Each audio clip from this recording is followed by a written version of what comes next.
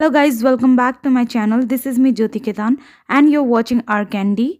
Today I am going to talk about the scope of architecture in Nepal. So without further delay, let's get started with today's video.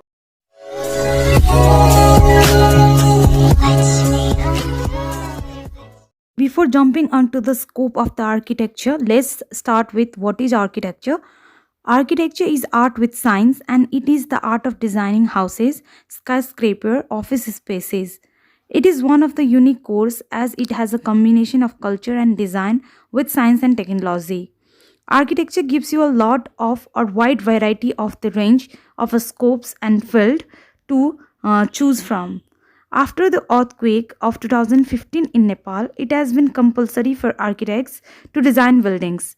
Architecture has a huge scope due to emerging city areas and lifestyle of people. There are lots and lots of scopes and some of them are which I am going to discuss are architects can work in the field of interior designing as houses are being smaller and smaller in city areas.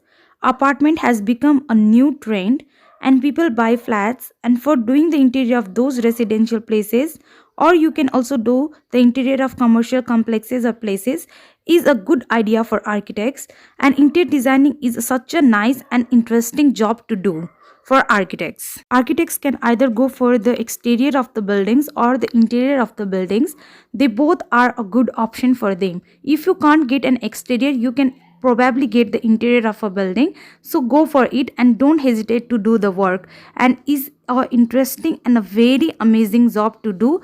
I swear by. Another option for architect can be working in the field of photography. I know many of the people or the friends who have started working as a photographer after studying architecture as it is also a very creative field and you can show your talent here also. Another option for the architect can working in the field of fashion designing. There are lots of similarities between the both field but it's only that if you get an opportunity then you can probably work in the field of fashion designing as it is also a creative art. Another option can be drawing, sketching or being a painter in the field of the architecture and this can be the field of art and you can also go for it. The another work can as an urban planner. You can work as an urban planner or a landscape architect. You can also apply for the governmental jobs. Although the salary of the architect in the Nepal is very low, but one can always open their own firm and start building their career. It will be more fruitful. But there's always pros and cons to the everything.